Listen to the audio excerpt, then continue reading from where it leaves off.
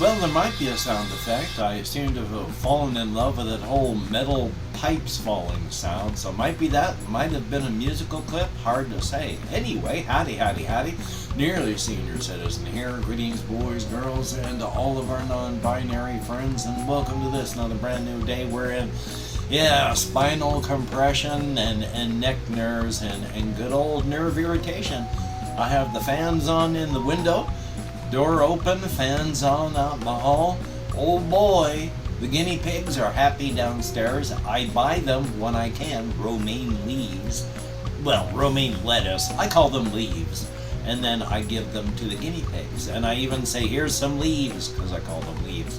And then, so when they hear and smell the romaine lettuce, they come running. So it's a good thing. And even though they are rodents and they are afraid of me, when I put food in there, they'll run right up, both of them, and just bonk into my hand with their little noses.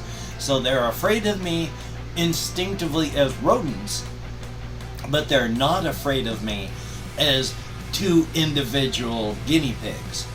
So they have to fight their instinct, which is why it's so hard to pick up something like a guinea pig, because their instinct is telling them to run away. It doesn't matter what they want. Instinct tells them run away. Joy on that.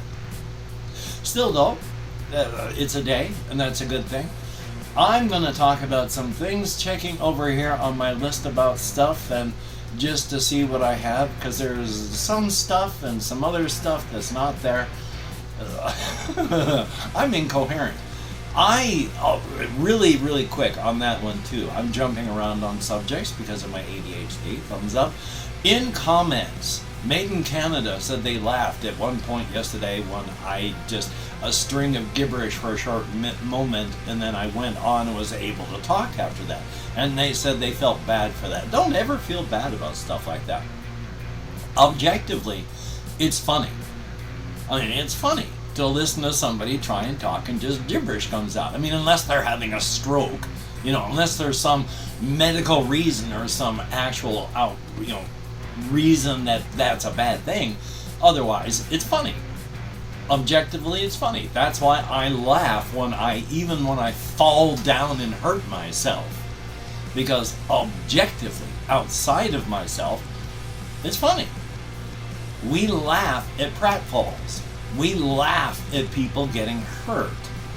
And objectively, it's funny because of that, the things we laugh at. So when I give out a string of gibberish, yeah, objectively it's funny. Unless I'm falling down and having a stroke and I'm going to die, it's funny. And even that, death can be funny. How many movies, music videos and stuff where the punchline is someone dies and it's funny. So, human death and suffering, which of course isn't the point. It's funny because usually it's the juxtaposition of here's something happy and friendly with a grim background. That's why music videos tend to be funny that way, as I explain humor to people who already know it. It's the happy and friendly song with the people being murdered with axes. It's the juxtaposition of the two. Yay, now that I've explained humor to you. Thumbs up. But that leads up to one of the things. I went to see the BARBIE movie. First time I've seen a movie in a long time. And first time I've seen a movie by myself in even longer. But I wanted to go see it just because of the stuff I'd heard and the stuff that I'd seen. And so I was like, yeah, I want to go see the movie. With my executive function issues, though, it's always tough whether or not I'm going to be able to do something that I actually want to do. So I was able to scrape up change that I had been saving up like on that shelf back there, and I had enough money with the senior discount, yay, to go and see BARBIE. And I liked it. It was a good film. I mean, there was a lot of stuff that very... for the plot of the movie itself, dumb. But you know what? I'm not the target demographic. So I'm able to just gloss over that. It's like, of course it's ridiculous. It's not aimed at me. I'm more of a different type of person where, oh yeah, there's a portal between Barbie Land and the real world. It works for the movie. And there were parts that were good and not so good, and at the same time, again, I'm not the target demographic, so the parts that are not so good, they don't necessarily have to be. But on the whole, great. Good film. The whole Ken thing, I don't think they were as clear as they could have been, but it worked out. I could never tell when Ken, Ryan Gosling, was being sincere or not in the movie. So that was, but other than that, I mean, they had music, song and dance sequences that were awesome. When Ryan Gosling's Ken character had a beach off against somebody else, that was a very, very amazing dance scene. Very, very cool. And they had a lot of adult humor innuendos, like they're talking about having a beach off, but they're saying it so quickly and such that it sounds like a beat off. And no, they're talking about, yeah, I'll beat you off. I'll beach off these two guys at the same time. So, yeah. And at some point during the dance sequence, there's Ken's character, and two of the other Kens come up. Then during the dance sequence, link arms, lean in, give them a kiss on both cheeks, and then go back out. They were pressing and leaning into that, which was fine. But it was good stuff. And that I am Kenuff. It's never said, it's just on a shirt, but it's still fun. And yeah, and it was, on the other hand, for the adult stuff, it was amusing enough to see Margot Robbie's Barbie character waltz in and just be thoroughly pleased that she's going in for her first gynecological exam. So, thumbs up. It was altogether a very, very good movie. Not directed at me, and here's the funny part about the movie itself. Well, not the movie, what happened in it. I was the only guy there. Not only that, I was the very oldest person in the theater. I sat down at one point so I could just watch, at one point when I walked in, just so I could see the movie. This one mother kept looking back at me, and after a while, she gathered up her two kids and moved to a different seat. I can't help the fact that I'm an older guy, and that's likely, especially in her eyes, going to look a little creepy. But I wanted to see the flick. And yeah, I was laughing at some parts of it. I had tears leaking down my cheeks at other points. Yeah, it was a good flick. But one of the things I also wanted to talk about, for the trailer section of it, they had the Teenage Mutant Ninja Turtle trailer. Now, there are some people that have connections to the first movies. I remember buying the first comic books in black and white when they first came out. I got that connection. And then later on they did the movies, and they've done all this other stuff since. So seeing these new Turtles based on, and then comparing them to what I've seen of the Turtles in the past, what do I think of these new Turtles? All media has to be recontextualized for every generation, or it's lost. The Turtles from my generation were not the Turtles that they made the movies from, and the other things that they've done have been steadily recontextualized for each generation. It doesn't matter if it's like the Turtles of when I was younger. All media has to be recontextualized for each generation, or it's gone. It's lost. It doesn't matter. It doesn't matter how good something is. If you can't recontextualize it, it's gone. Which is one of the reasons that on another subject, ADHD is fun, I like a lot of the retro gaming stuff that is being kept and going, like they have done with the Daggerfall. Daggerfall was a game from back in the 90s, and it should be, by all rights, gone, not played. But it is such a thing that people have recontextualized it by doing the Unity ports and adding quality of life stuff and the ability to add mods to it. It's not lost, it has been recontextualized for another generation. If you can't recontextualize it, it's gone. Also, on the other front, I can thoroughly understand why, back to the Barbie movie, I can thoroughly understand why alt-right and right-wing grifters are so pissed off at the Barbie movie. I mean, people like Ben Shapiro, of course he's going to hate the movie. He has to. His audience comes to him for hate. If he doesn't give it to them, they will go to somebody else for it. So whether or not he likes it on his own, of course he's got to hate on it. He looks ridiculous doing it, but still. But you add on all these things for it. Yeah, I can see why the right-wing grifters hate it. Number one, they have to, and number two, it's against everything that they believe in. You know, if you're not a straight white Christian male, in some cases they have to bend that one a little. After all, Ben Shapiro's Jewish, though he's being peeled off from the great group now because of that, so thumbs up.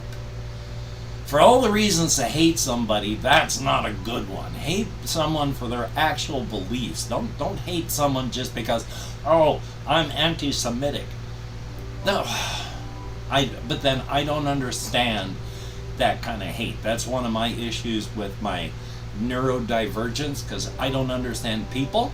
I also don't understand, I understand textbook why there's hate and why people hate, but actual understanding of it, I don't.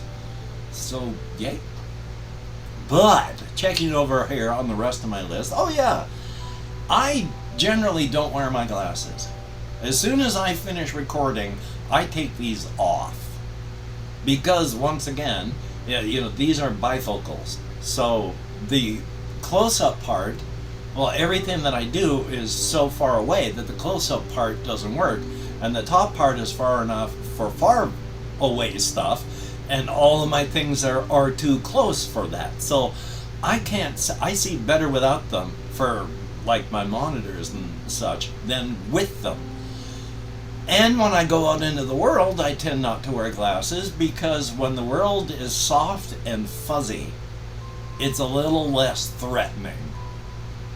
So to make the world seem a little bit less scary for my social anxieties, I tend not to wear my glasses in public. But I walked to the theater with these things on, and I wore them while I was watching, because hey, I wanted to see details. So thumbs up on that. And of course, the last part of what I'm going to do, checking my time, is just a little bit of talking about various things on my creative setting and such. I've talked the past couple days about how to remember things. I've been talking about things to help myself remember them, and if you have not heard them, or you have but need to be reminded yourself, I've been talking these things because it's hard with everything happening, with the housing, with everything, that to go and try and be creative. So I talked about how there is James Baker, who, yeah, once a week has to devour an entire human being, and his friend, who is David Alia Rodriguez, comes from the Razor's Edge. He did convert to a cryptid on the Razor's Edge because there is a tiny bit of cryptid energy that leaks onto the Razor's Edge. Very, very little. If you do convert, you will find it a very claustrophobic and not very good existence until you travel out here where the cryptid energy is. That little tiny bit was enough for him to convert, and so he is out here. His cryptid part is he is a wandering stranger, urban legend, serial killer type. But his programming was so light, he doesn't even realize it. He had to find out like 14 years after he became a cryptid that he's a cryptid. Effectively, the cryptid inside of him does not want this situation to change. It's quite happy not being in the driver's seat. Effectively, it's like sitting in a comfy recliner every single day with a constant stream of whatever it wants to watch on TV, favorite snacks on the table, a refrigerator filled with everything that it likes, constant deliveries of magazines, books, DVDs, VHS, everything that it could ever want on any streaming service. Why would it want to give all that up so that it has to deal with the problems of hunting for someone? Best just to sit in the chair. It likes the existence. When Daff is able to find out through hypnotherapy and finding out what kind of cryptid that he is, the cryptid is very, very, very adamant about don't kill. If you do that, I have to come out. I may never be able to let go. You may become a slave to blood and killing. I like my existence the way it is. Don't do it. So Daff is a friend to James Baker. And before meeting James Baker, had spent well over a decade traveling the world and meeting interesting cryptids. Never really thought about why they were able to interact with cryptids when most others can't. And only when they woke up in the snow with snow on them that doesn't melt that they realized, maybe there's something more to me than just being human. Because of course they should have died. Their body temperature had dropped below the freezing temperature of water. So thumbs up on that. But what else we have on there is, let's check ghost types real quick, because of the things that I mentioned, how James Baker was one of the first ones that came up as a cryptid. Then the second one was Melanie Cable. Melanie Cable is a ghost type cryptid, and that's a really, really sad experience in life because they're not really cryptids. Every single individual, from animals up to us, if you have any kind of intelligence, there is a form of quantum knotting. It happens on a quantum level. There is a pattern that everything forms within you. It is individualized to you. Everybody has an individual pattern. Check my list again to make sure I'm up here. Yes, because of this, you are human, and everything that is intelligent is the way it is. But there are some people whose pattern, as it moves and twists and does stuff, it imprints itself upon the matrix of the ambient cryptid energy of the world. The matrix is learning how the pattern acts as a person does stuff. When the person dies, this wave function that has been formed in the matrix becomes a self-sustaining, self-editing, standing wave pattern. A person. You, as a ghost type, you live your entire life as kind of a screen recorder, watching what's happening, being privy to thoughts, but they're not your thoughts. Not doing things, but watching the body do things. When the body dies, you have no memory of you doing anything. It's memory of this person did it, this person thought this person said this. Your memories start when they die. That's when your autonomy and bodily agency starts. Problem is, you're not actually a person or anything. You have no more quantum pattern. You are a standing wave function.